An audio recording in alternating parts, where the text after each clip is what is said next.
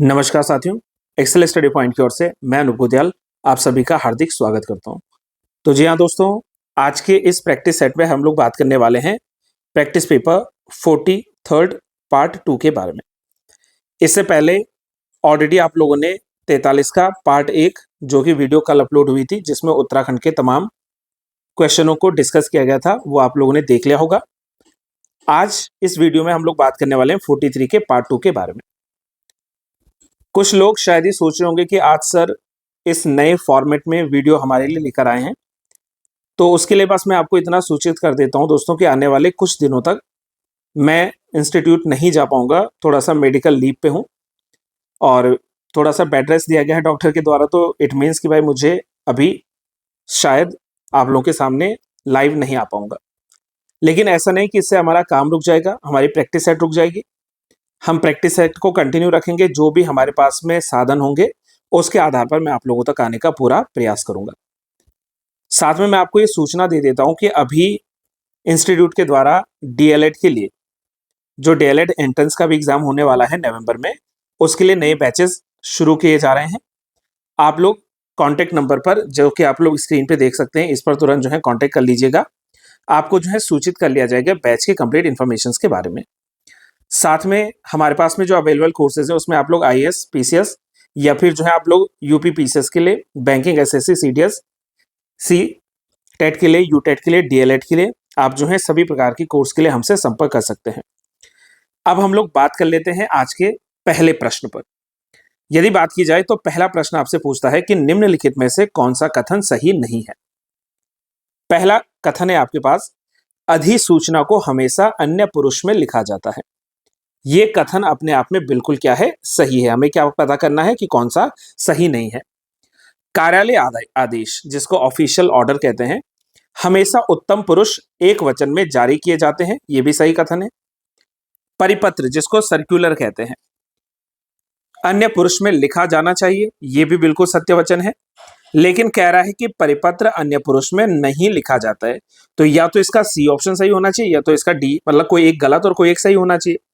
तो इसमें से सी वाला ऑप्शन बिल्कुल सही है और ऑप्शन नंबर डी जो है ये सरासर यहाँ पर गलत इंफॉर्मेशन को लेकर आता है। मैं उम्मीद कर पा रहा हूं कि मैंने प्रीवियस जितने भी क्लासेस करी हैं उनमें मैं आपको अधिसूचना, कार्यालय आदेश और परिपत्र के बारे में सूचना दे चुका हूं। लेकिन अगर कोई मेरे नए व्यूअर हैं, मैं उनके लिए और स्पष्ट कर लेता हूं। अधिसूचना, जिसको हम लोग क्या कहते हैं, नोटिफिकेशन भी इंग्लिश में लिखते हैं। अब सवाल पूछता है कि नोटिफिकेशन वास्तव में है क्या। अधिसूचना का प्रयोग होता है वो गवर्नमेंट लेवल पर, जैसे भारतीय गजटों में प्रकाशित जो सरकारी नियम है, आदेश है ना, या किसी राजपत्रित जो अधिकारी की पदोन्नति होती है, उसकी नियुक्ति होती है, अवकाश होता है, या उसके अवकाश की स्वीकृति की बात की जाती है, उसके तबादले यानी कि स्थानांतरण की बात की जाती है। तो इसकी सूचना को जब है राजपत्र में यानी कि गजट में पब्लिश किया जाए तो उसी को हम लोग क्या कहते हैं, नोटिफिकेशन कहते हैं। और याद रखना, ये इसकी विशेषता है कि सामान्यतः नोटिफिकेशन जो होता है वो सरकारी गजट में ही प्रकाशित होता है। रही बात कार्यालय आदेश की, यानी कि जो हमारे पास में क्या आता है, ऑफिशियल ऑर्डर, तो ये ऐसे लेटर होते हैं, ऐसे पत्र होते हैं जिसमें किसी एक मंत्रालय या किसी एक विभाग या कोई कार्यालय की ही हम लोग बात कर लेते हैं, उसके कर्मचारियों को उनकी नियुक्ति के लिए, उनके अपॉइंटमेंट के लिए, राइट, या उनकी छुट्टियों की स्वीकृति के लिए, या उनके कार्य भार जो है उसको बढ़ाने के लिए जो सूचनाएं दी जाती हैं वो कार्यालय आदेश के अंतर्गत दी जाती हैं। रही बात यहां पर सर्कुलर की यानी कि परिपत्र की, तो परिपत्र मतलब जब कभी कोई सरकारी पत्र या कोई ज्ञापन भी हो सकता है या कोई कार्यालय ज्ञापन भी हो सकता है, एक साथ जब ये अनेक प्रेषितियों को भेजा जाए। मैंने आपसे पहले भी कहा है कि आप लोग शब्दों को जरा ध्यान से समझना। हमने यहां पर क्या कहा कि अनेक प्रेषितियों को भेजा जाए, और प्रेषितियों का मतलब जिस व्यक्ति को ये भेजा जा रहा है, प्रेषक मतलब जो भेज रहा है। तो जब कोई सरकारी पत्र, कोई सरकारी ज्ञापन या कोई कार्यालय ज्ञापन एक साथ अनेक प्रेषितियों को भेजा जाता है तो उसी को हम लोग क्या कहते हैं, परिपत्र के नाम से उसको जानते हैं। उम्मीद कर पा रहा हूं कि यहां तक की बातें आपको बिल्कुल क्लियर हो पाई हैं। तो इट मींस कि पहले का जो सही कथन बना है वो हमारे पास में क्या आ गया है, वो आया है ऑप्शन डी जो है वो क्या है, सरासर गलत है। बाकी के सारे कथन जो है वो सत्य हैं। बात कर लेते हैं आज के दूसरे प्रश्न पर। इस प्रश्न में दो कथन दिए गए हैं, इन दोनों कथनों का सम्यक परीक्षण करके सही उत्तर का चयन कीजिए। गले का हार होना, यह कथन है। और कथन दो आपसे क्या लिखता है फ्रेंड्स? दूसरा कथन आपसे लिखता है मंडू पोखिल आफी देखिल। अब आपने इसमें से क्या बताना है? क्वेश्चन को पढ़िए। कथन एक और कथन दो का एक ही भावार्थ है, क्या दोनों का अर्थ एक है? Let's see. कथन एक हिंदी भाषा और कथन दो गढ़वाली भाषा का मुहावरा है। कथन एक हिंदी भाषा और कथन दो कुमाऊनी भाषा का मुहावरा है। कथन एक और कथन दो विपरीतार्थक है, दो विपरीतार्थक के लक्षण नहीं दिखते। गढ़वाली जो लोग हैं वो समझिए कि इसमें गढ़वाली का कोई भाव नहीं है। दोनों कथन का एक ही भावार्थ नहीं हो सकता। क्यों नहीं हो सकता, इस बात को भी आप लोग समझने का प्रयास कीजिए। जब हम लोग कहते हैं कि गले का हार होना, तो इसका अर्थ क्या है? मतलब बहुत कोई अधिक प्रिय हो जाना, है ना। कोई अगर किसके जो है बहुत अधिक प्रिय होता है तो उसको हम लोग क्या कहते हैं कि भाई ये जो है गले का हार है। और मंड पोखिल आफी देखिल, ये एक क्या है? ये कुमाऊनी कहावत है, यानी इसका आंसर हमें क्या मिलता है? सी मिलता है। और इसका जो वास्तव में अर्थ होता है कुमाऊनी मुहावरे का, ये होता है कि किसी प्रिय वस्तु को अपने ही पास संजोए रखना। हमारी कोई प्रिय वस्तु होती है, कई लोगों की होती है, भाई पोपटलाल जी का छाता प्रिय था, है कि नहीं? तो यानी जब कब हम कभी किसी प्रिय वस्तु को अपने पास रख लेते हैं तो उसके लिए क्या मुहावरा आता है? मंड पोखिल आफी देखिल। ठीक है, तो इसका राइट आंसर क्या हो जाएगा? Option number C will be the right answer. Question number 3 की बात की जाए, सूची 1 जहां पर जनजातियों के बारे में लिखा गया है, और सूची 2 इनको अन्य किन नामों से जो है पुकारा जा सकेगा, तो इसके लिए जो है प्रश्न नंबर 3 हमसे पूछता है। सबसे पहले पूछ रहा है इसमें राजी। अब जो राजी जनजाति है, आप भली भांति इस बात को जानते हैं कि उत्तराखंड में राजी को ही किस नाम से भी जानते हैं? वन रौत के नाम से भी जानते हैं। यानी कि पहले का जो राइट आंसर आना चाहिए वो 4 आना चाहिए। तो जहां पर 4 नहीं, पहले इसको एलिमिनेट कर दीजिए, हटा दीजिए। फिर बात आती है भोटिया, तो भोटिया यानी कि शौका के लिए आता है, तो यानी कि 4 के बाद 1 होना चाहिए, तो 4 के बाद 1 जिसमें नहीं है वो भी एलिमिनेट कर दीजिए। अब रही बात थारू, तो थारू जो है ये क्या है? ये कुरी है। कथन इसमें मिसटाइप है, कुरी। और बोक्सा क्या बचा? तोमर। यानी कि 4, 1, 2 और 3। 4, 1, 2 और 3 कौन से कथन में सही मिलता है हमें? कथन नंबर 2 में सही मिलता है, यानी इसका आंसर क्या हो जाएगा? 2 इसका राइट आंसर हो जाएगा। प्रश्न नंबर 4 की अगर हम लोग बात करें तो एक तरफ जी गाने हैं और दूसरी तरफ उनको गाने वाले लोग हैं। सारे ऐसे गाने हैं जो कि उत्तराखंड में बहुत विख्यात हैं, आप लोगों ने बढ़िया ढंग से सुने भी हैं और मुझे उम्मीद है गुनगुनाए भी हैं। सिल्की बांध किसने गाया है? ये हमारे मंगलेश डंगवाल जी का गाना है और मुझे उम्मीद है कि आपको गाने के बोल भी पता है। फिर दूसरा है ओटुआ बेलेंड। ओटुआ बेलेंड किसने गाया है? नरेंद्र सिंह नेगी जी ने गाया है, ओरिजिनली अगर मैं बात कर रहा हूं यहां पर। इसके बाद हमारे पास एक और प्रश्न बनता है, मोहना तेरी मुरली बजी, तो ये किसने गा रखा है जी? ये हमारे प्रीतम भरतवाण जी का गाना है। और 16 गांव की बांध रुकमा, ये किसका गाना है? ये है जी साहब सिंह रमोला जी का गाना। तो यानी कि सही सीक्वेंस, वैसे तो ये बहुत आसान है, आप लोग समझ गए कि ये क्वेश्चन जो है काफी आसान है। और अगर मैं गलत नहीं हूं तो ये उत्तराखंड ट्रिपल एससी के स्टेनोग्राफर जो एग्जाम हुआ था 2024 का, उसमें ये प्रश्न पूछा ऑलरेडी जा चुका है। तो इस हिसाब से अगर हम लोग मिलान करेंगे तो सही सीक्वेंस क्या बन रहा है? तीसरा सही बन रहा है कि पहले का 2 हो जाएगा, दूसरे का 3 हो जाएगा नरेंद्र सिंह नेगी जी द्वारा, फिर जो है तीसरे का ए हो जाएगा और चौथे का जो है चौथा ही रहेगा। तो यानी कि राइट सीक्वेंस क्या हो जाएगा? Option number C, fourth question. Fifth question की ओर आगे बढ़ेंगे। महात्मा गांधी किसको भारत की राजभाषा बनाना चाहते हैं? पहली बात तो भाई, जब हम लोग इंडिपेंडेंस की बात कर रहे थे, आजादी की बात कर रहे थे, तो आजादी के क्रम में हम अंग्रेजी भाषा को तो नहीं ही स्वीकार करेंगे। समझिए, हिंदुस्तानी कोई अलग से भाषा नहीं है। उर्दू बोलने वाले लोगों की संख्या भारत में माइनॉरिटी के तौर पर है। तो ये हम लोग अगर एक कॉमन सेंस भी लगाएंगे तो इसका सही जवाब हमें हिंदी ही मिलेगा, ऑप्शन नंबर बी मिलेगा। मैं आपको बस इतना बता देता हूं कि महात्मा गांधी जी ने 1936 के एक अधिवेशन में यह कहा था कि अगर हिंदुस्तान को सच में किसी नए मुकाम तक पहुंचाना है तो चाहे कोई इसको माने या ना माने, हमें राजभाषा के तौर पर हिंदी को ही चुनना पड़ेगा। क्योंकि जो स्थान भारत में हिंदी को दिया गया है वो किसी और भाषा को कभी दे ही नहीं जा सकता भाई। कोई किसी को कैसे, हम हिंदी जितना दर्जा किसी और भाषा को कैसे दे देंगे? तो इसीलिए बापू का मानना यह था कि भारत की जो राजभाषा होनी चाहिए, ऑफिशियल लैंग्वेज होनी चाहिए, वो हिंदी होनी चाहिए। ऑप्शन बी इसका राइट आंसर आ जाता है। कौरवी बोली के नामकरण कर्ता कौन है? जैसे कौरवी बोली है ना, अब पहली बात आप यूं समझ लो कि ये जो कौरवी बोली है, ये बोली कहां पर जाती है। आपको मैं बस यूं बता देता हूं कि इसी कौरवी बोली को हम आज खड़ी बोली के नाम से भी जानते हैं। ये क्या है? खड़ी बोली भी है। और ये कहां पर मुख्य तौर पर बोली जाती है फ्रेंड्स, और कहां से इसका जो है जन्म हुआ है? तो इसका जन्म मुख्य रूप से कहां से हुआ है? सौरसेनी जो अपभ्रंश है, इसी से तो ये निकली है, राइट।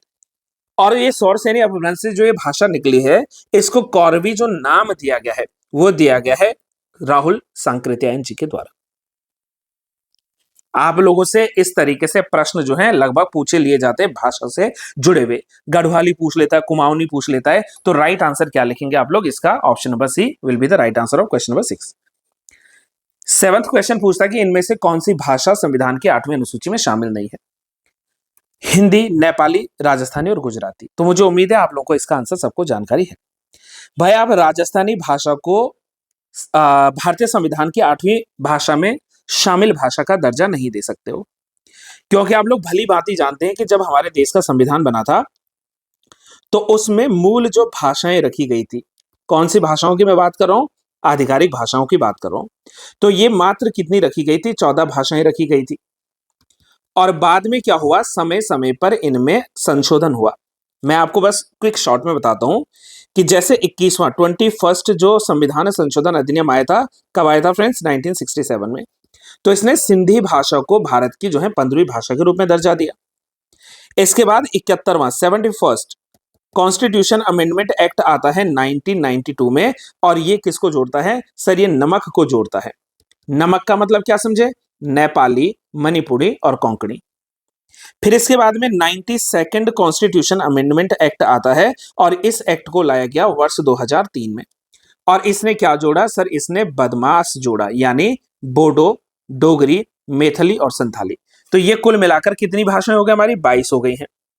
इससे पहले जो है आप लोगों को 14 मूल भाषाओं के रूप में जानकारी थोड़ा बहुत स्वयं से भी लेनी पड़ेगी, है ना। जैसे हिंदी भाषा है, या हम लोगों ने गुजराती की बात की, या हम नेपाली, उर्दू, मलयालम, संस्कृत, तमिल, मैथिली इनकी बात करते, मैथिली छोड़ देना है, तमिल इत्यादि की बात करते हैं, तो मूल भाषाओं के तौर पे जो है ऑलरेडी दर्ज थी। बात कर लेते हैं आज के अगले प्रश्न, क्वेश्चन नंबर 8 पे। वर्तमान समय में संविधान द्वारा स्वीकृत भाषाओं की संख्या क्या? भी अभी तो आपको गिना है, रिपीटेड क्वेश्चन हो गया। तो ये कितनी हो जाएंगी? 22 भाषाएं हो जाएंगी। ये बिल्कुल सिंपल वन लाइनर क्वेश्चन है।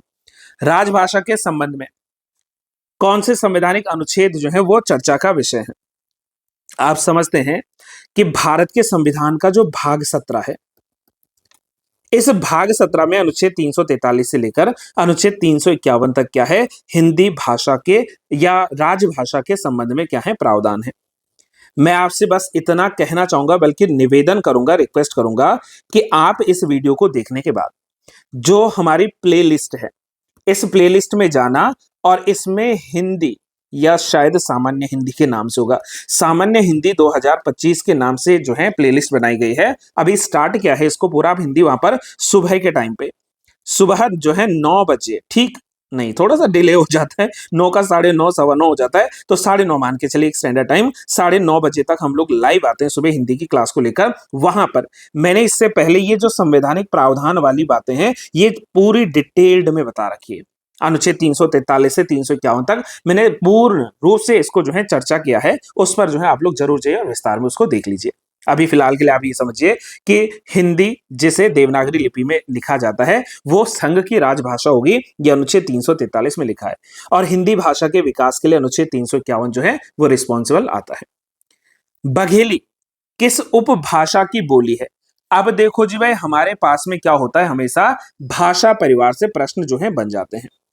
अब आपके पास में प्रश्न क्या पूछता है कि बघेली जो है वो किस भाषा परिवार से बिलोंग करता है, और मुझे उम्मीद है आप लोग इसका आंसर जानते हैं। ऑप्शन है पूर्वी हिंदी, पश्चिमी हिंदी, राजस्थानी हिंदी या बिहारी हिंदी। मुझे उम्मीद है आप लोगों ने अभी तक सोच भी लिया है। तो ये बोली जाती है कहां पर? ये है पूर्वी हिंदी की एक उपभाषा। और मुख्य रूप से जो हमारा मध्य प्रदेश वाला एरिया, मध्य प्रदेश में अगर मैं डिटेल जाऊं तो जो रीवा वाला एरिया है, राइट, या जो है सिंगरौली है, या आप यूं समझ लीजिए कि जो यहाँ पर सतना डिस्ट्रिक्ट या सतना जिला पड़ता है, तो इन जिलों में जो मुख्य रूप से बोली जाने वाली भाषा है, ये कौन सी, या मतलब उपभाषा है, वो कौन सी उपभाषा आ जाएगी? वो आ जाएगी आपकी बघेली उपभाषा। यहाँ पर जितने भी क्वेश्चन अभी तक डिस्कस हुए हैं 10 क्वेश्चन, उम्मीद करूंगा मुझे इसमें आपको ज्यादा कोई दिक्कत होगी नहीं। अब यहाँ कई बार सवाल क्या बनता है ना कि ये जो पूर्वी हिंदी है क्या इसमें सिर्फ और सिर्फ बघेली आती है? नहीं, ऐसा नहीं है।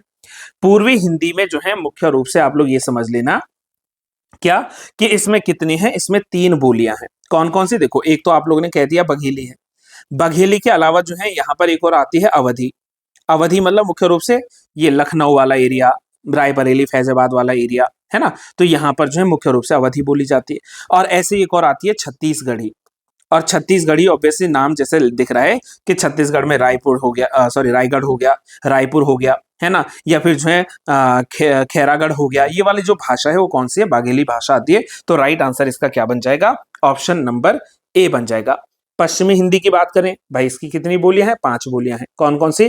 कौरवी या खड़ी बोली, ब्रजभाषा, कन्नौजी, बुंदेली या बांगरू। बांगरू को ये हरियाणवी भी कहते हैं ना, या जाटू भाषा भी कहते हैं। तो ये कौन सी है? ये है हमारी पश्चिमी हिंदी की। राजस्थानी हिंदी की बात करूं तो इसमें क्या आता है सर? इसमें मारवाड़ी आता है, इसमें मेवाती भाषा का जो है विकास होता है, इसमें ढूंढानी आती है। अच्छा, ढूंढानी जो भाषा है इसी को हम लोग जयपुरी भी कहते हैं, पूर्वी राजस्थान में बोली जाती है। और इसी के अलावा एक और आती है जिसको कहते हैं मालवी। तो मालती अलग, मालवी अलग, मतलब मेवाती, सॉरी। तो ये क्या है? ये राजस्थानी की हैं।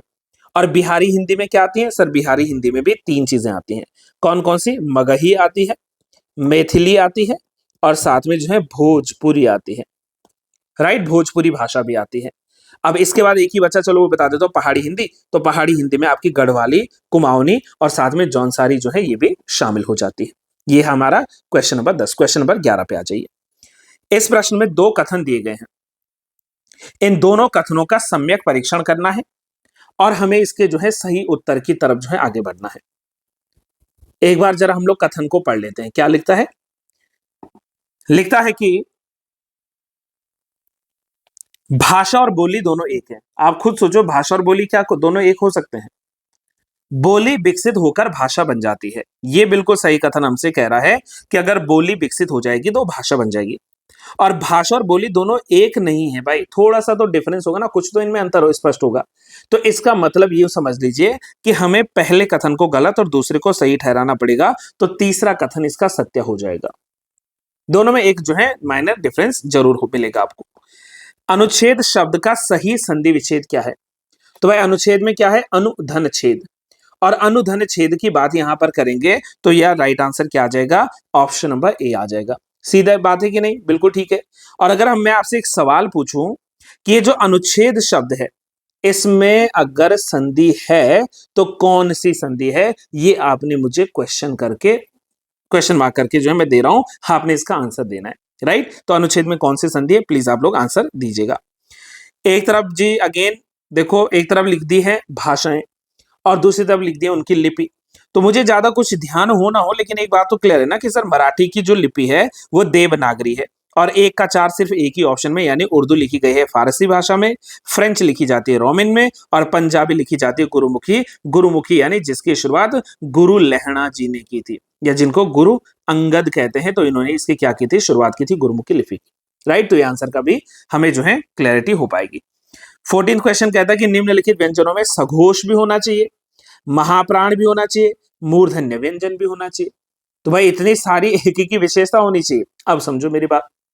देखो, सबसे पहले आप लोग ये समझो कि हमारे पास में अल्प प्राण और महाप्राण क्या होते हैं। वैसे मैंने आपको फिर बता दिया कि इसकी हिंदी क्लास की वीडियोस ऑलरेडी अपलोडेड है, प्लीज एक बार रीचेक कर लीजिएगा। अल्प प्राण मतलब जिनको उच्चारण करने में हमें कम जो है प्राणवायु लगती है। अब जैसे मैं आपको ज्यादा नहीं ले चलता हूं, क सीरीज में ले चलता हूं, यहां साइड में लिख रहा हूं, जैसे क, ख, ग, घ और ग, यही लिखते हैं हम लोग, यस और नो। तो भाई क बोलने में कम समय लग रहा, ख बोलने में ज्यादा समय लग रहा, तो क क्या हो जाएगा? अल्प प्राण। ख क्या हो जाएगा? महाप्राण। ग बोलने में कम समय लगेगा, अल्प। घ बोलने में ज्यादा समय लगेगा, तो महा। और ऐसे ग बोलने में कम समय लगेगा, तो अल्प। यानी कि प्रत्येक वर्ग का पहला, तीसरा और पांचवा जो वर्ण होता है इसी को अल्प प्राण कहते हैं, और दूसरा और चौथा जो होता है इसको महाप्राण कहते हैं। यहां तक कि मैं उम्मीद कर पा रहा हूं कि बातें आप लोगों को क्लियर हो पा रही हैं। इसके बाद दूसरा क्या आता है हमारे पास में? देखो, सघोष और अघोष। अब इसी सीरीज को ले चलता हूं मैं, क ख ग घ वाली, है ना, इसी में चलते, ज्यादा नहीं। यानी कि प्रत्येक वर्ग के जो पहले 2 वर्ण हैं जैसे इसमें क और ख है, तो ये क्या हो जाएंगे सर, ये अघोष हो जाएंगे। और प्रत्येक वर्ग के जो लास्ट के 3 हैं, चाहे वो आप कोई भी वर्ग लाओ, आप च वर्ग लाओ, प वर्ग लाओ, ट वर्ग, कुछ भी ले आओ, कोई दिक्कत नहीं है ना। तो वहां पर क्या होगा, आपका जो लास्ट के 3 होंगे ये क्या होंगे, ये सघोष हो जाएंगे। लास्ट के 3 क्या हो जाएंगे, सघोष। अब हमसे क्या पूछा था, सघोष भी होना चाहिए, महाप्राण भी होना चाहिए।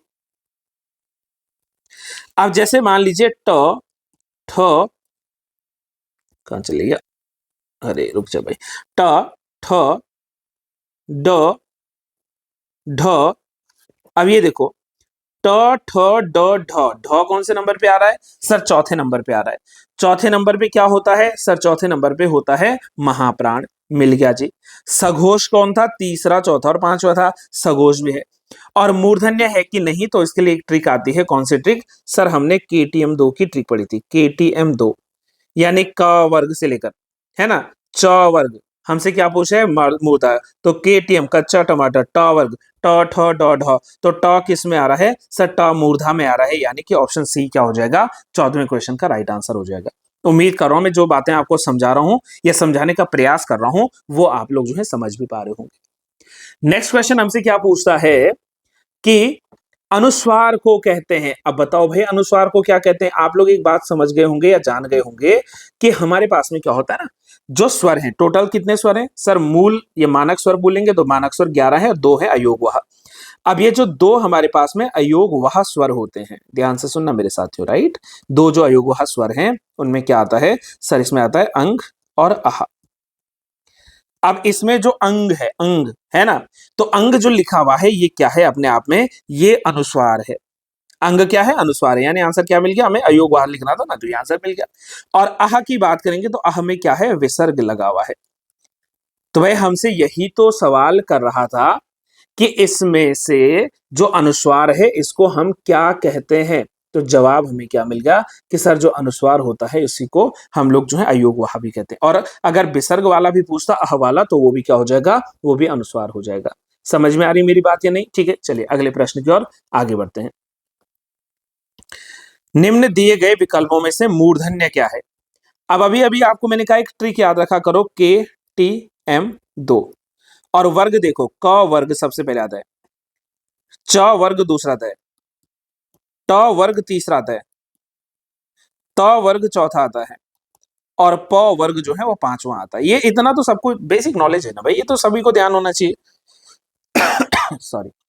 अब इसमें से क्या पूछा हमसे, मूर्धन्य, तो KTM M में चलो ट वर्ग, तो ट में से कोई है यार, तो ट में से ट पहले ही दे दिया इसने, तो यानी कि इसका राइट आंसर क्या आ गया है, ऑप्शन नंबर ए आ गया है। उम्मीद कर रहा हूं कि यहां तक आपको ज्यादा कोई परेशानी होगी नहीं। स्टिल कोई कंफ्यूजन लगे then feel free to ask, one liner question है, फटाफट चलिए। स्वर रहित और स्वर सहित व्यंजन जो होते हैं इनको हम लोग क्या कहते हैं। तो सर वो स्वर रहित हो चाहे स्वर सहित हो, हमेशा क्या होंगे, ये होंगे आपके वर्ण, क्योंकि व्यंजन एक वर्ण है ना। जब हम वर्णमाला पढ़ते हैं तो वर्णमाला में ही तो पढ़ते हैं भाई 2 प्रकार के, एक स्वर पढ़ते हैं, एक व्यंजन पढ़ते हैं। जो स्वतंत्र जो है बोले जाते हैं वो स्वर है, और जिनको स्वरों की सहायता से बोला जाता है वो व्यंजन है। तो ये तो इतना बड़ा कोई सवाल नहीं है जिसके लिए आपको भी और मुझे भी दोनों को परेशान होना पड़ जाए, है ना। तो ये क्या हो जाएगा, वर्ण, ऑप्शन नंबर सी हो जाएगा। वृक्ष से पत्ते गिरते हैं, अब देखो से आगे, वृक्ष से पत्ते गिरते हैं। अब यहाँ पर क्या हो रहा है सर, अलग होने का भाव हो रहा है, अलगाव का भाव हो रहा है। और जहां पर अलग होने की बात आती है वहां पर कौन सा कारक चिन्ह आ जाता है सर, अपादान कारक चिन्ह आ जाता है। अब एक और आता है, जैसे कर्ता, इसकी विभक्ति हो गई ने, कर्म को, अब एक और आता है क्या, करण। अब करण में भी आता है से या के द्वारा। अब यहां प्रॉब्लम है जी सर, यहां भी तो से है, फिर ये वाला आपने करण क्यों नहीं बोला। करण इसलिए नहीं बोला कि करण में होता है साधन की बात, है ना, और जो है अपादान में होती है अलग होने या अलगाव होने की बात। तो भाई साधन की तो बात नहीं चल रही ना। अगर मैं यहां पर ये लिखता कि प्रभु श्री राम ने रावण को, प्रभु राम ने रावण को बाण से मारा, तो यहां पर ये वाला जो से है, बाण से मारा ना, तो बाण से जो है, तो साधन क्या है, बाण है ना साधन, तो यहां से वाले में साधन की बात करता। इसलिए आप कंफ्यूज ना हो जाना मेरे प्यारे साथियों कि यहां पर अपादान क्यों आया और करण क्यों नहीं आया, क्योंकि यहां पर साधन की बात नहीं कर रहा है। आप इस बात को ध्यान रखना, इस बात को समझ जाना, है ना। तो ये क्या हो गया, आपका 18वें का राइट आंसर हो गया है। निम्नलिखित में से कौन सा ऐसा शब्द है जो कि पुल्लिंग को दर्शा रहा है। तो सर इसके अनुसार देखें तो ऑब्वियस सी बात है भाई, क्या है, संज्ञा के रूप में जहां पर पुरुष हो, उसका जहां पर बोध हो रहा वो पुल्लिंग होना, और पुल्लिंग के बोध में क्या हो रहा है, बुढ़ापा। बुढ़ापा। एक और याद रखना, थोड़ा सा पढ़ने का तरीका यूं भी समझ लो कि सर जिन शब्दों के अंत में लगभग प आया हो, या त्व आया हो, या आव आया हो, या पन आया हो, है ना, तो ऐसे जो शब्द, लगभग सभी नहीं है, 99% की मैं बात कर रहा हूं, तो जहां पर शब्दों के अंत में ये सब आ जाएं तो यानी वहां पर लगभग पुल्लिंग का ही भाव होता है। बाकी कोई धातु है ना, ग्रहों के नाम है, दिनों के नाम है, तारे हैं, देश विदेश हैं, तो इनमें भी क्या होता है, ज्यादातर पुल्लिंग का जो है भाव होता है, लेकिन सभी में नहीं करना क्लेम, कुछ में जो है नहीं भी हो सकता है। एक और अंतिम की ओर आओ। उपमा अलंकार, अपने आप में आप लोगों ने बताना है कि निम्नलिखित में से किस अलंकार के भेद के रूप में जाना जाता है। तो भाई उपमा कौन सा होगा, प्रश्न अलंकार होगा, श्लेषालंकार होगा, शब्दालंकार होगा, या इनके इनसे जो है कुछ भिन्न, या इनसे जो है कुछ हटकर इसमें अलंकार आता है। तो तब आप लोगों को याद रखना कि ये क्या होगा, ये अर्थालंकार के रूप में जो है आता है, यानी कि ऑप्शन नंबर सी क्या हो जाएगा, सही हो जाएगा। और उपमा अलंकार मैंने बात की है सर जहां पर तुलना की जाती हो, है ना। फिर मैंने आपको ये भी बता रखा कि उपमा अलंकार के क्या होते हैं, 4 अंग भी होते हैं, उपमेय, उपमान, सादृश्यवाचक, और साथ में एक और चीज बताई थी मैंने आपको, याद करो याद करो याद करो, एक और आता है साधारण धर्म। तो ये क्या हो जाएंगे सर, ये उपमा के 4 अंग होंगे। अंग कहा मैंने, भेद नहीं, क्योंकि अगर मैं उपमा अलंकार के भेद की बात करूंगा ना, तो उपमा अलंकार के 3 भेद होते हैं। एक होती है पूर्णोपमा।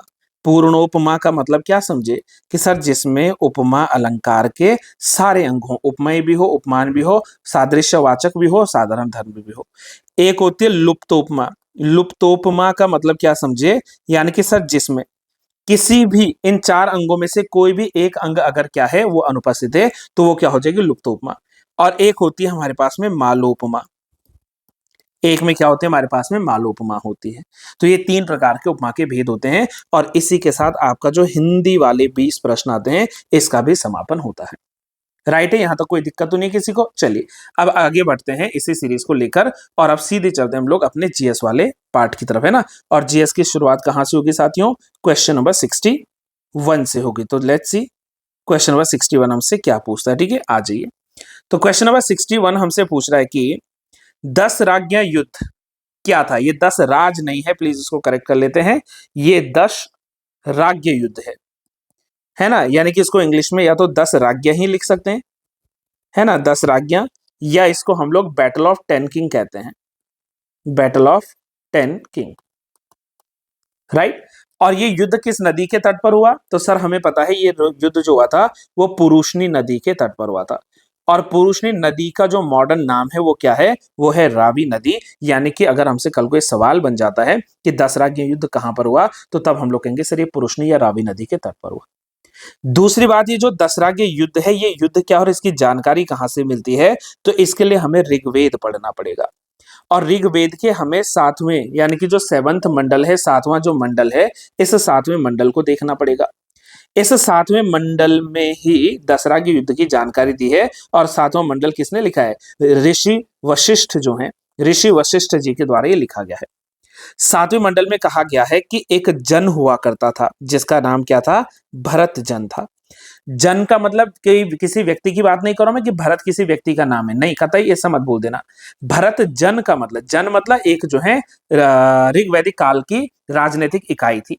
और ये जो सबसे बड़ी राजनीतिक इकाई हुआ करती थी, इसी को हम लोग जन कहते थे। और इस भरत जन के एक राजा हुआ करते थे जिनका नाम था राजा सुदास। अब राजा सुदास के जो प्रारंभिक गुरु थे, ऐसा माना जाता है कि विश्वामित्र जी थे। लेकिन किसी कारणवश जो है सुदास ने विश्वामित्र को अपने गुरु के पद से हटा दिया, और उनके स्थान पर जो है गुरु का पद किसको दे दिया, ऋषि वशिष्ठा को दे दिया। तो कहते हैं कि इसी से नाखुश होकर विश्वामित्र ने क्या किया, 10 राजाओं की एक सेना तैयार की, और इन्होंने हमला कर दिया सुदास के खिलाफ। लेकिन भाई इस युद्ध में वशिष्ठ के नेतृत्व में सुदास जो है ये जीत जाता है, 10 राजा हार जाते हैं। तो एक तो हमें ये कहानी मिलती है। दूसरी कहानी का संदर्भ कुछ यूं मिलता है कि जो ये पौरुषणी नदी था, इसके जल का बंटवारा या इसके जल पर अपना क्लेम, अपना जो है दावा कर रहे थे राजा सुदास और दूसरी तरफ ये दस राजा, इसीलिए दसरा की युद्ध हुआ था सातवें मंडल में दसरा के युद्ध के अलावा वरुण देव की पूजा के संबंध में भी हमें प्रमाण यानी कि साक्ष्य मिलते हैं और ऋग्वेद में कुल 10 मंडलों की हमें जानकारी मिलती है।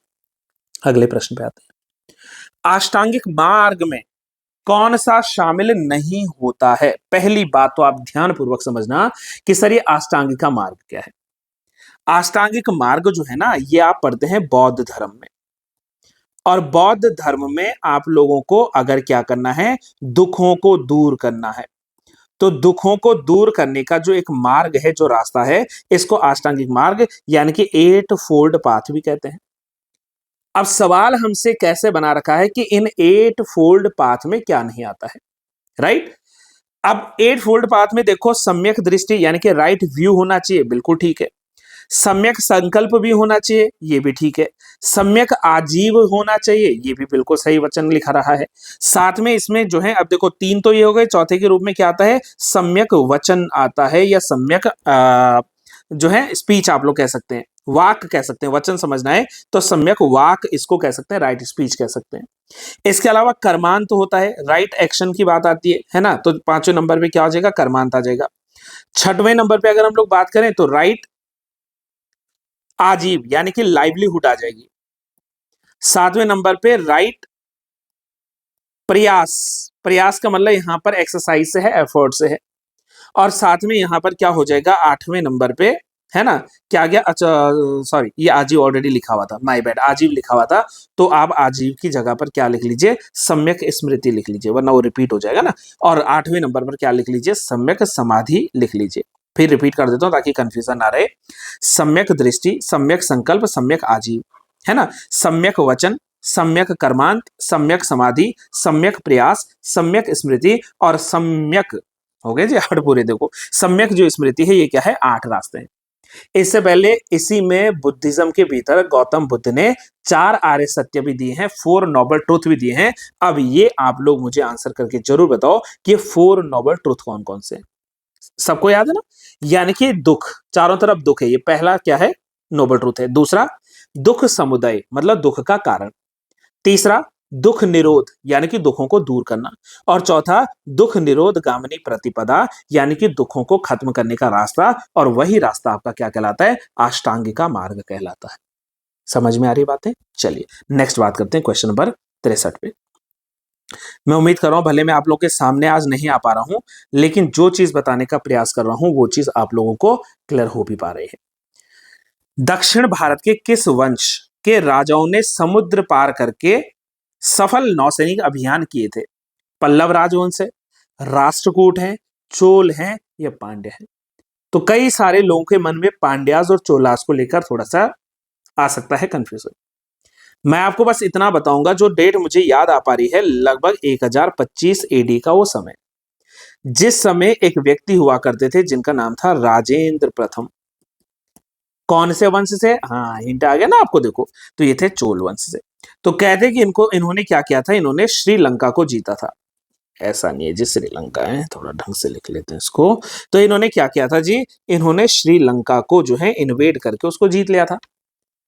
और चौल शासकों ने ही समुद्र पार करके, जैसे श्रीलंका हो गया है ना, मालदीव्स हो गया, उस समय लक्षद्वीप वाला जो एरिया था, यहाँ पर कई जो है नौसैनिक अभियान भी चलाए थे। तो इसके मुताबिक क्या हो जाएगा, right answer option number C हो जाएगा, चोला डायनेस्टी। इन्होंने क्या किया था, समुद्र पार करके ये कार्य किया था।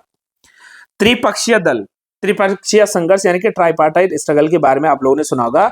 8वीं सदी से लेकर 10वीं सदी के बीच में जो है ये एक लंबे समय तक चलने वाला स्ट्रगल रहा था, है ना। और इस स्ट्रगल में 3 जो है क्या थे, शासन थे।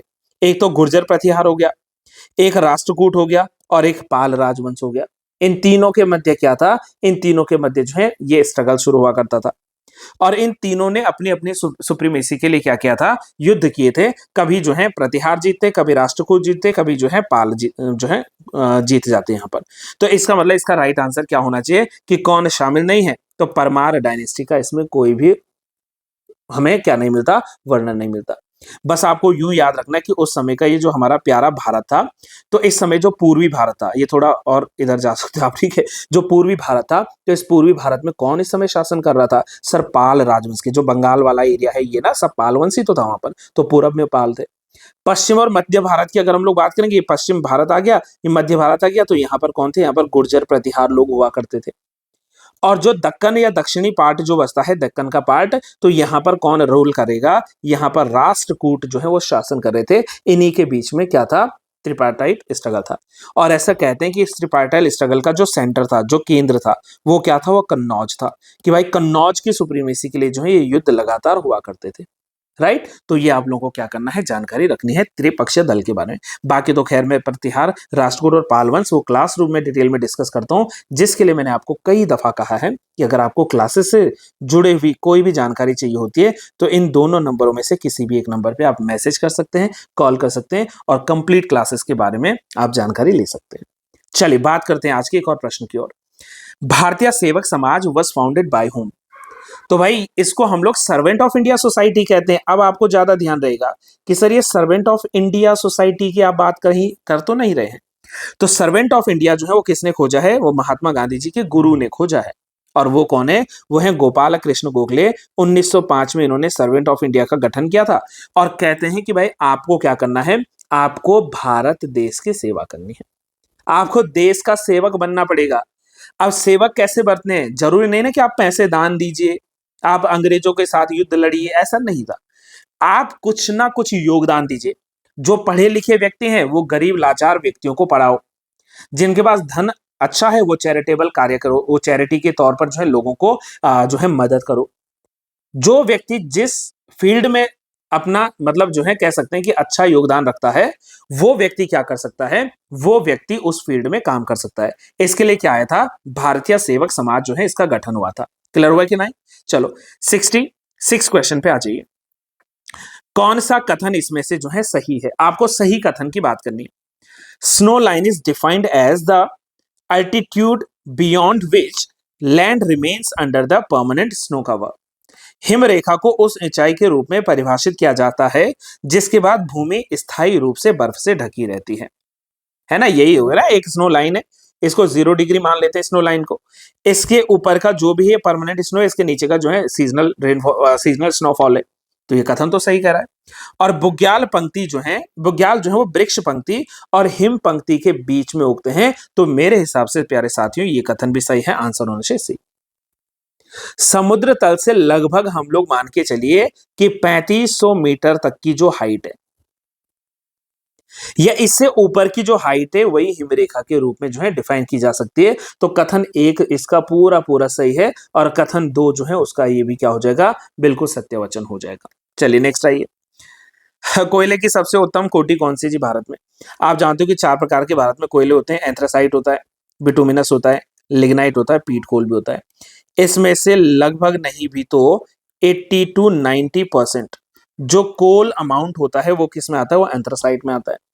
इसलिए एंथ्रासाइट को हम लोग क्या कहेंगे? सबसे बढ़िया कोयला कहेंगे। जब आप इसको जलाओगे ना, तो इससे आपको ऊर्जा तो बढ़िया मिलेगी, लेकिन धुआं बिल्कुल नहीं मिलेगा। और धुआं नहीं मिलेगा मतलब बेस्ट क्वालिटी का कोयला है ना? और ऑन द अदर साइड अगर आप बिटुमिनस, लिग्नाइट या पीट की बात करें, तो कंपैरिजन के हिसाब से चलो तो एंथ्रासाइट जो है इनमें से सबसे महत्वपूर्ण हो जाएगा। कौन सा कथन निम्नलिखित में से सही नहीं है भाई? Let's see. कोलेरू झील के आंध्र प्रदेश में है, बिल्कुल सही है। कोलेरू आंध्र प्रदेश में है, कहीं और कहां से हो जाएगी? जो कलिवेली झील है, क्या ये केरला में? ना ना ना, ये गलत हो गया। ये एक जो झील है ना, ये तमिलनाडु में है, और हमसे गलत कथन पूछा, तो ये कलिवेली केरला में नहीं होगी। इसके अलावा ऑब्वियस सी बात है, क्या बचा? इसके बाद बचा आपका खेचियो पालरी। तो खेचियो पालरी सिक्किम में है, बिल्कुल ठीक है। और खजियार झील जो है ये कहाँ है? हिमाचल प्रदेश में। तो ये भी कथन अपने आप में सत्य कथन के रूप में आ जाएगा। ठीक है जी। 67 क्वेश्चन पे आ जाओ। Sorry 69th। एमसीटी यानी कि मेन सेंट्रल थ्रस्ट सेपरेट्स किसको अलग करता है? एमसीटी। अब मेरे प्यारे मित्रों, मैं बता बता के थक गया हूं या आप भूल भूल के थक गए हो? मैंने आपको कहा इसका एक तरीका होता है याद करने का। देखो, सबसे ऊपर होता है ट्रांस हिमालय, सभी ने पढ़ा है। इसके नीचे आता है ग्रेटर हिमालय या ग्रेट हिमालय जिसको कहते हैं। इसके नीचे आता है आपके पास में कौन सा हिमालय? लेसर या मिडिल हिमालय। इसको आप मिडिल भी कह सकते हो, लेसर भी कह सकते हो हिमालय। और लास्ट में क्या आता है हमारे पास में? Shivalik Himalaya. Yes and no. और इससे भी अगर आपको नीचे चलना है तो यहाँ पर क्या लग जाएगा आपका, सर ये गंगा का मैदान लग जाएगा, गंगा का प्लेन लग जाएगा, तो ये गंगटिक प्लेन लग जाएगा, राइट, ये वाला एरिया है।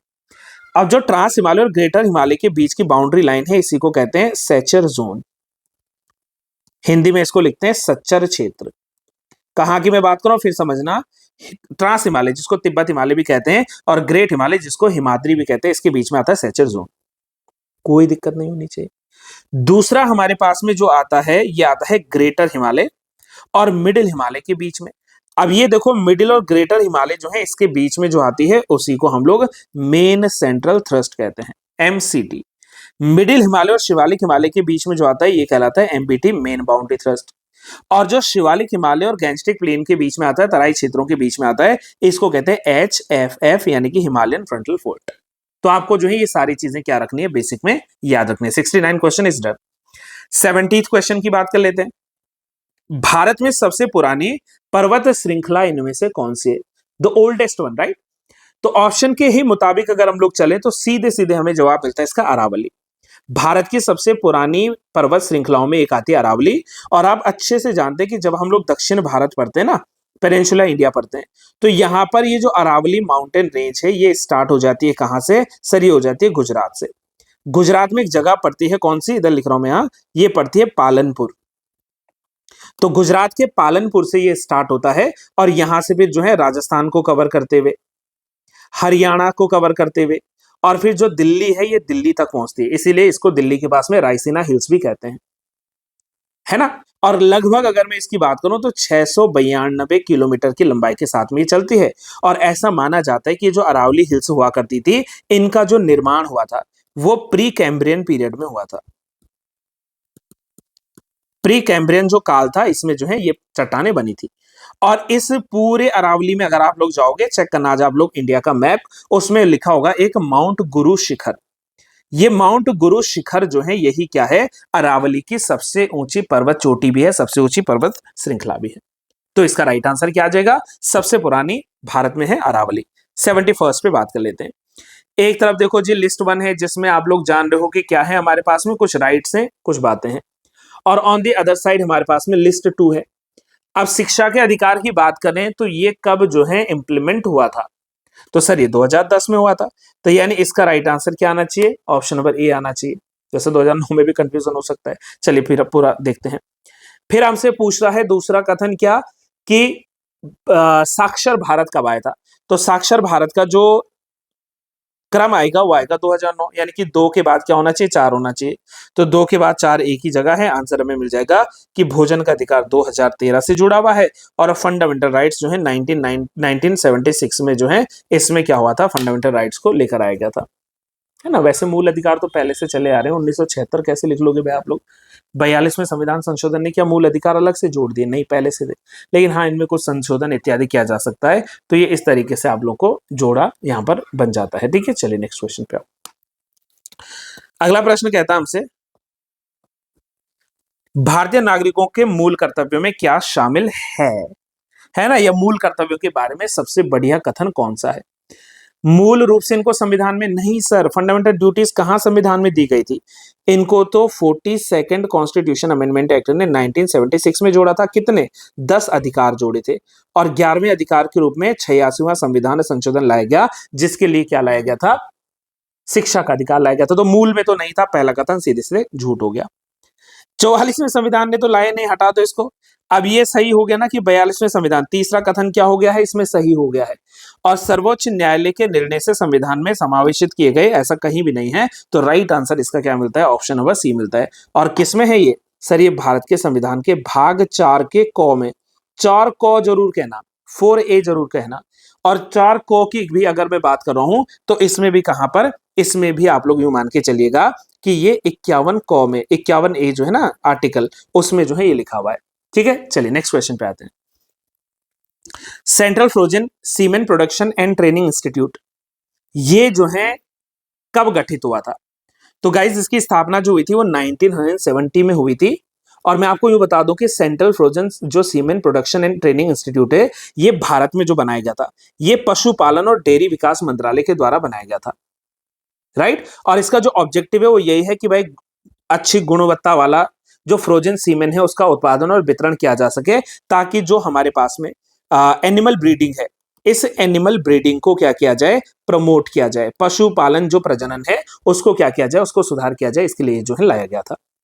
अगला क्वेश्चन हमसे यूं पूछता है कि भारत में राष्ट्रीय उपभोक्ता दिवस कब मनाया गया था, सॉरी कब मनाया जाता है हर साल। तो भारत में ये जो दिवस मनाया जाता है मेरे साथियों, ये 24 दिसंबर को मनाया जाता है। 24 मार्च तो आप लोग कतई भी मत कह देना, भूले से भी मत कह देना। क्यों? क्योंकि जो हम लोग ट्यूबरक्लोसिस डे मनाते हैं, टीबी दिवस मनाते हैं ना, मनाते तो क्या मतलब टीबी के खिलाफ हम लोग बात बोलते हैं, तो वो वर्ल्ड ट्यूबरक्लोसिस डे जो है वो होता है 24 मार्च को। 24 मई को ऐसा कुछ डे नहीं है मेरे भाइयों, बस इतना याद रखना कि नेशनल ब्रदर्स डे कई बार हम लोग 24 मई को सेलिब्रेट कर लेते हैं, और 24 सितंबर को हेरिटेज डे मनाते हैं। मेरे इस शब्दों को सुनना, मैंने वर्ल्ड हेरिटेज डे नहीं कहा, विश्व नहीं कहा, सिर्फ हेरिटेज दिवस कहा मैंने, है ना। तो विरासत दिवस के रूप में 24 सितंबर को भी सेलिब्रेट किया जाता है। तो इसका राइट आंसर ये हो जाएगा। मेक इन इंडिया कार्यक्रम कब शुरू हुआ था भाई, ये सबको पता है, 25 सितंबर 2014 को मेक इन इंडिया, भारत में ही बना हुआ है ना, हमारे देश का बना हुआ। तो इसमें जो है एंटरप्रेन्योरशिप को प्रमोट करने के लिए, देश निर्मित चीजें हो, इसके लिए जो है ये प्रोग्राम लाया गया था। एक भारत श्रेष्ठ भारत, इसकी शुरुआत कब मानी जाती है?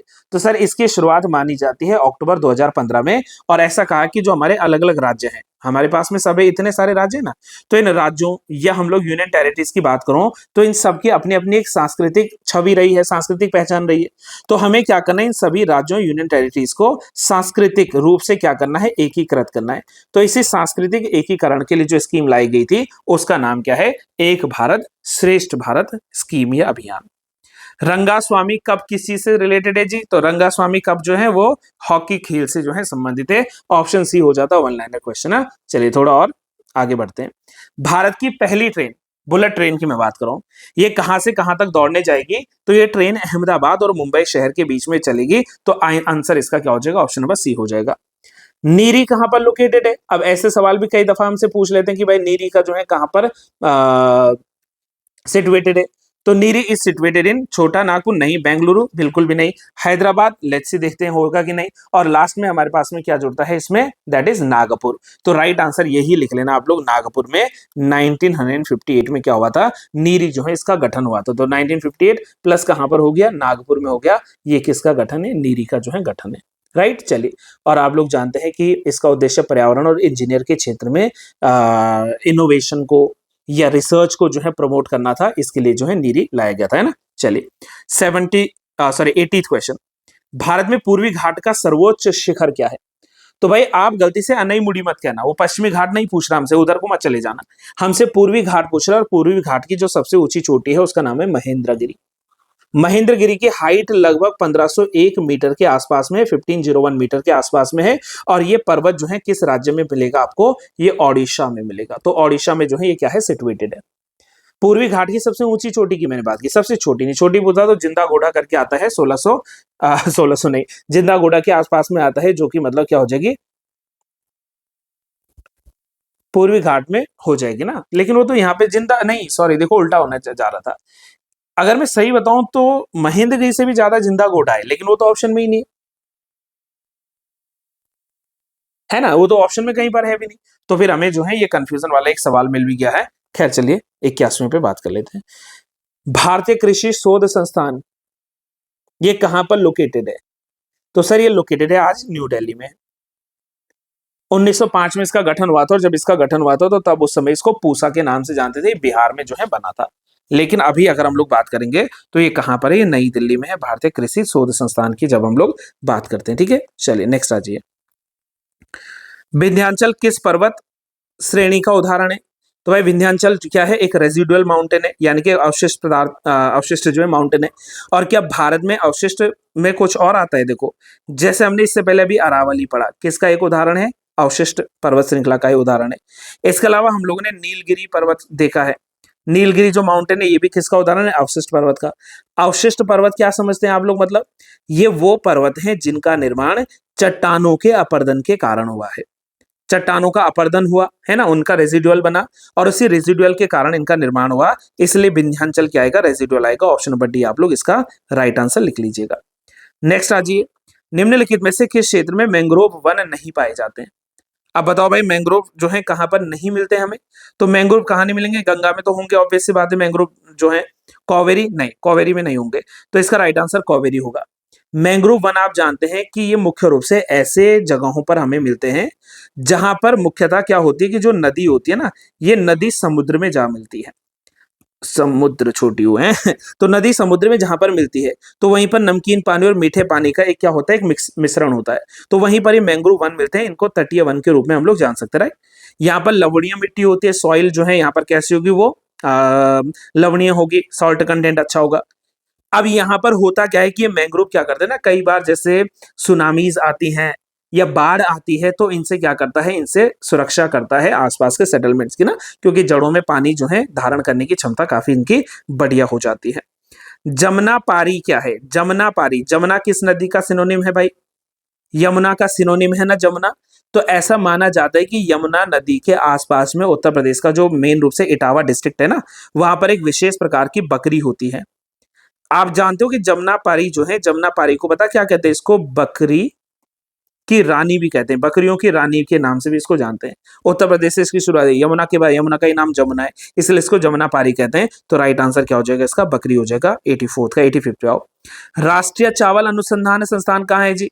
सर ये तो उड़ीसा में है, और उड़ीसा का कौन सा प्लेस इसमें मेंशन है? कटक है। तो ये ओडिशा कटक का हो गया। इसका गठन पूछेगा कोई आपसे, आप लिखेंगे जी 23 अप्रैल 1946 को क्या बना था? ये हमारे पास में राष्ट्रीय चावल अनुसंधान संस्थान बना था। अब काम मत पूछना क्या है, गन्ने के लिए तो प्रमोट करेगा नहीं, वो चावल की फसलों में सुधार कैसे हो, इसका प्रबंधन कैसे हो, इन सब पे रिसर्च इत्यादि करने का काम करेगा national rice research institution. Next आ जाइए, हमारे पास में कुछ सवाल आते हैं अब किसी से जुड़े हुए, सर कंप्यूटर से जुड़े हुए। और कंप्यूटर से जुड़े हुए जो सवाल हैं, पहला क्या लिखता है कि वर्ड प्रोसेसर एक सॉफ्टवेयर पैकेज है जो उपयोगकर्ता के लिए सक्षम है। किस चीज को लेकर? सर ये जो है सक्षम है दस्तावेज को बनाने में, दस्तावेज को सुरक्षित रखने में, और दस्तावेज को जो है प्रिंट करने में भी। यानी कि सारे के सारे कथन इसके आपको सही नजर आते हैं। डी लिख लेना, ऑल ऑफ द अबव। कौन सा सभी आउटपुट डिवाइस का एक समूह है? सभी आउटपुट, देखो आउटपुट पूछ ले हमसे, तो आउटपुट में क्या आते हैं सर? ऐसे उपकरण जो कंप्यूटर जनित सूचनाओं को प्रदर्शित करते हैं, उनको आउटपुट कहते हैं। और आउटपुट में क्या आएगा? प्लॉटर भी आएगा, मॉनिटर भी आएगा, साथ में जो है प्रिंटर भी आएगा। तो इसका राइट आंसर क्या हो जाएगा? ऑप्शन नंबर डी हो जाएगा 87th का। 88th पे बात कर लेते हैं, शॉर्टकट कीज के बारे में पूछ लेता हमसे।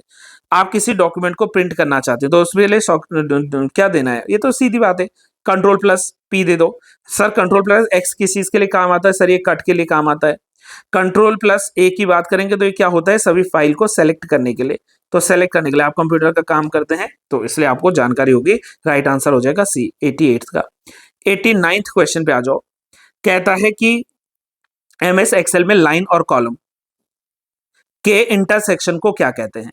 तो इसका राइट क्या आंसर आएगा? इसको कहते हैं सेल। सेल वर्कशीट क्या होते हैं? छोटे एक तरीके से रेक्टेंगुलर बॉक्सेस होते हैं, आयताकार जो है बॉक्स होते हैं, जहां पर हम क्या करते हैं? डेटास को स्टोर करके रखते हैं। डेटा जो है इन्हीं में होता है, राइट। ये चीज आप लोगों को ध्यान रखना। और एक जो सेल लाइन होती है, एक जो रो होती है, वो एक कॉलम के इंटरसेक्शन यहां पर होती है। और प्रत्येक सेल में क्या होता है? इसमें एक रो नंबर और जो है कॉलम हेडर को भी मतलब आइडेंटिफाई किया जाता है। तो राइट आंसर क्या आना चाहिए इस हिसाब से? ऑप्शन ए आना चाहिए, सेल आना चाहिए। एक ईमेल के संदर्भ में बीसीसी का मतलब जो है क्या आता है? तो भाई जब हमसे बीसीसी पूछेगा तो बीसीसी स्टैंड फॉर व्हाट? ये स्टैंड करता है ब्लाइंड कार्बन कॉपी के लिए। यानी कि ऑप्शन नंबर सी क्या हो जाएगा? इसका सही जवाब हो जाएगा। तो ये हमारे पास में क्या है सर? ये हमारे पास में है प्रारंभिक 90 क्वेश्चन प्रमुख रूप से।